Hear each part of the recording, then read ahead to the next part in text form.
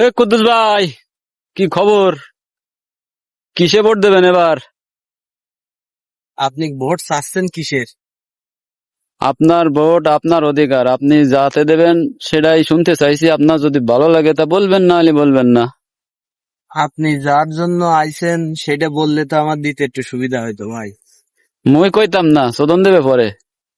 সে দিলি দিক, না হয় দেশের জন্য একটু খাইলেন, সমস্যা কি তা? না, নিজের পকেটের টাকা খরচ করে চোদন খাতে যাবো না, আমার ভোট গোপনে মারবো।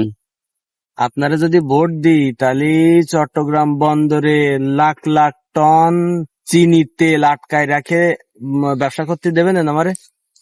দেবে দেবে দেবে না কে? আমারে চান্দাবাজি করতে দেবেন? না, চান্দাবাজি থাকবে না কোনো জায়গায়।